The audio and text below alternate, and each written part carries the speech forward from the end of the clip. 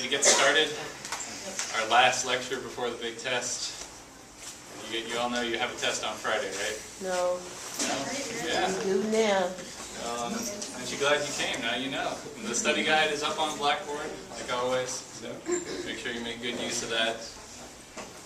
Alright, so today we're going to finish up chapter 17 on culture and personality. So last time we talked about evoked culture, and today we're going to cover transmitted culture and cultural universals. So we'll begin with transmitted culture. So this is going to involve ideas, values, beliefs, or attitudes that are transmitted from one person to another.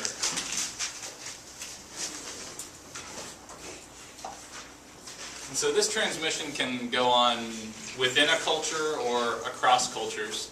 So we learn a lot of specific types of ideas from people we know, who we have a lot of interactions with. But there tends to be more cross-cultural transmission in recent years, thanks to the internet and everything like that. It's really easy for information to circulate pretty widely. So, has anybody ever heard of memetic theory before? This whole idea of memes? Have you ever heard of a meme? M-E-M-E? No? Well, that's okay, because I'm here to teach you. This actually isn't in your textbook. So this is a theory that was put forth, I believe the first person to suggest this was Richard Dawkins, who is an evolutionary biologist who is well known for his selfish gene theory, which I think we might have talked about back in the evolutionary chapter. Yeah, so Dawkins suggests that we can think of ideas in a similar way that we think of genes. And so a meme is really the cultural equivalent of a gene. So there will be some idea, and it might come about through an alteration of an existing idea, much in the same way as a genetic mutation could arise, or it could just be a completely original idea. And then, as other people learn that idea, then a new copy gets created in that additional person's head. And so, just like we think about fitness in terms of genes being related to the number of copies that are present in the gene pool, when you're talking about memes, more copies of a meme, so the more people that are aware of that idea and have it stored in their brains, makes that meme more successful. So, and Dawkins suggests that there's a process of natural selection that goes on with memes that is pretty similar to what we see with genes from a biological perspective. So let's look at some different examples. So one meme that is relatively recent is Google.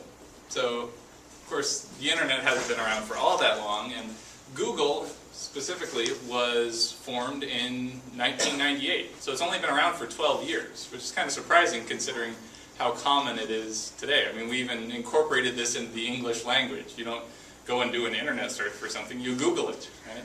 So,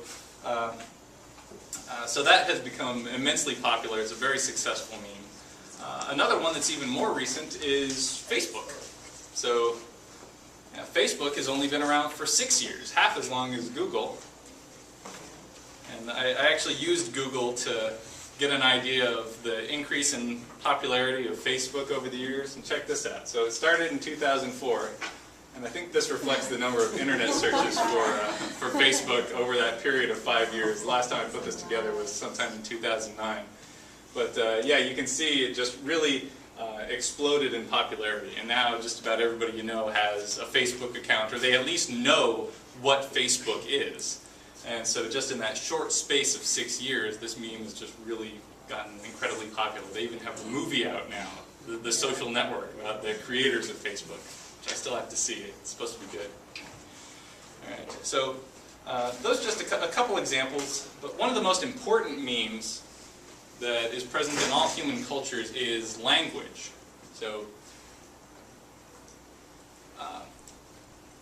language theorists believe that we have an innate capacity for language, so we're born with an ability to learn language. But of course, all of the specifics, like the grammatical structure, syntax, and the vocabulary itself, are specific to a given culture. So we learn these things, they're transmitted to us from other people. We hear them as we grow up. Right? And then there's there's another version of language, or another aspect of our language that kind of relates to this whole recent technological phenomenon. There's text-speak. So the little things like, who can tell me what LOL means? Yeah, so just about everybody knows this now. LOL means laugh out loud. What about OMG? Oh my god, yeah. So this is, I mean, these are just these little 3-letter words, or abbreviations that not that long ago nobody knew what they were, but now they've just become really, really prevalent. Right? And they've really worked their way into our language. In fact, professors a lot of times will get annoyed because we have students, like new freshmen coming in, and they'll turn in papers that use text-speak instead of like full English words. So, yeah. Another thing that is considered to have some mimetic components is moral values. So, to some extent, we learn what's right and wrong, acceptable and unacceptable from other people in the same way that we learn language. Now, there are some relative moral universals. So these are things that are considered to be morally wrong no matter where you go. And I say relative moral universals because there are some rare exceptions throughout history. I mean, there are cultures that view these things as being a little bit more acceptable, but like I said, they're rare. So we talked about one of these on Monday. You all remember what one of the cultural universal moral wrongs is? Incest. Yeah, incest. So sex with a close relative. And now there are some little minor fluctuations in what's considered to be acceptable from culture to culture. So usually when you get into cousin territory, that's when you see a lot of the variability. So some cultures think that's more acceptable than others.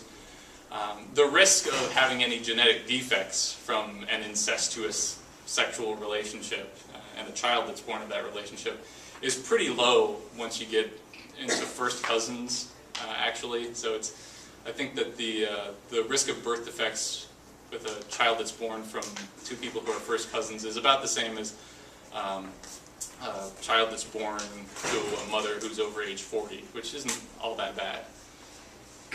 And so, but when you talk about really close relatives like parents and children and siblings, that's when you start to see that these things are universally considered to be wrong. Anybody want to take a guess as to what the other relative moral universal wrong is? What's that? Cannibalism. Cannibalism? That's certainly a good candidate. I mean, yeah, there are some rare exceptions throughout history, and that's pretty universal. I didn't have it on here.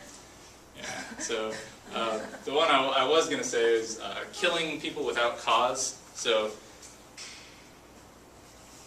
now, what is considered to be a just cause for killing another person varies a lot from culture to culture, but just about any time it is considered to be acceptable, there is some cause. Generally speaking, we don't accept it when people just run around killing others for no reason. Alright, so there are a lot of other moral values that tend to be fairly specific to a certain culture, or that vary a lot within a culture. So moral values regarding food, these vary a lot from culture to culture. So you all would probably think it was pretty horrible if I brought a plate of dog meat for you to eat. So that's something that we just consider wrong in our culture. But there are some cultures where that's totally acceptable, nothing wrong with eating a tasty dog. And then within our own culture, of course, there's some variability. You have people who consider eating any animal to be morally wrong, like people who have a vegan perspective. And then there are lots of differences according to religions and things like that. Another one that there's a lot of debate over in modern times is whether it's morally acceptable to smoke indoors. And there are all these smoking bans that are going up because people think it's morally wrong to expose others to secondhand smoke.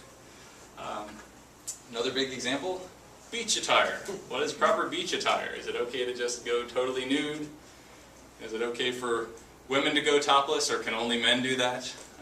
So you can get in a lot of trouble if you don't adhere to the rules of proper beach attire within a certain community. All right. So yeah, those are just a few examples of transmitted culture. So we learn what is the proper food to eat, what is the proper thing to wear at the beach. As we develop, we learn that from other people. Right. So any questions about this so far? All right. So this cross-cultural research has also revealed some differences in self-concept. So researchers have suggested that there are two fundamental cultural tasks that people have to accomplish. So one is we have to fit in with a social group.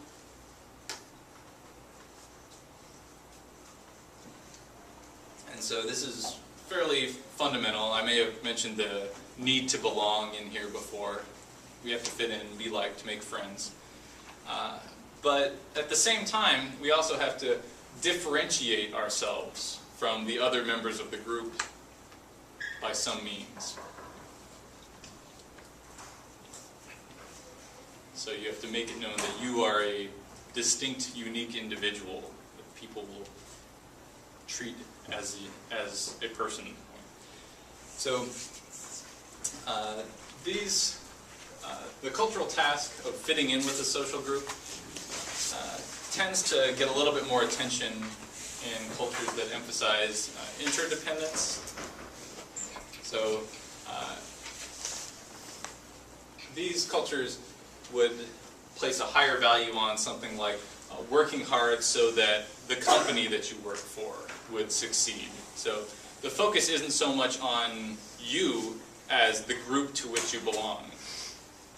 And this is just one example. There's also a common theme of like bringing honor to your family rather than just achieving something as an individual. So the focus is more on a broad group of people of which you are a member than you as a distinct individual.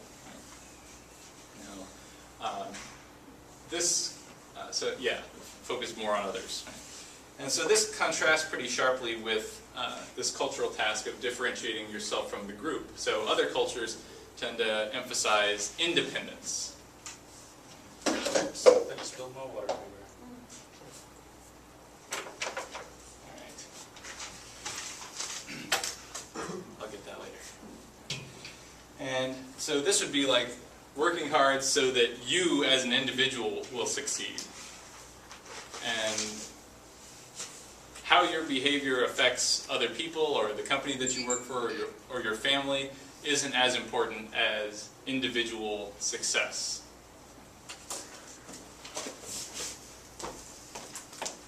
So compared to the interdependence perspective, this has much more of a focus on the self. All right. So there is some distinction that we see. Oh, thank you so much.